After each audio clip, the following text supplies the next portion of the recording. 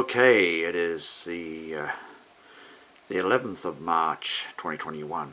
Now I need to react, you might say. I feel I must say something after seeing articles that make it very clear that people in Israel in particular, and I understand in other places, have received COVID-19 vaccinations and then tested positive to COVID-19. I'm not sure how long later, but it wouldn't matter how long later, because if they were vaccinated against something, then a week later or 2 weeks later or whenever it would be, they test positive. It's not a surprise. It's because the vaccinations are not designed and cannot prevent COVID-19. What they do is reduce the symptoms of the disease. Now, I'm not an anti-vaxxer. I'm serious about that. There's been a lot of diseases over the year that have been virtually eradicated from the world by having effective vaccines. What I am concerned about, of course, is lack of testing. They normally have 5 years or more of testing before they release a vaccine. A total lack of understanding about what the long-term and unwanted side effects might be of some of the vaccines. And of course the fact that they keep on saying that the vaccines are going to prevent, well, they'll help prevent COVID-19. Well, I'm sorry guys, they won't help prevent COVID-19.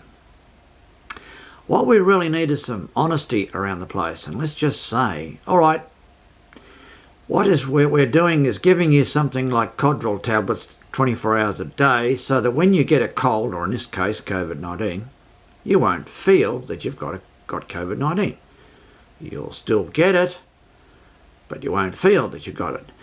Now, I made a comparison with the Spanish flu of 100 years ago, when some of our family and friends, well, one in particular who is unnamed, told me a person could be perfectly well in the morning after breakfast and then in severe agony and bleeding from the nose and the eyes and the ears and everything mid-afternoon and be dead before dinner.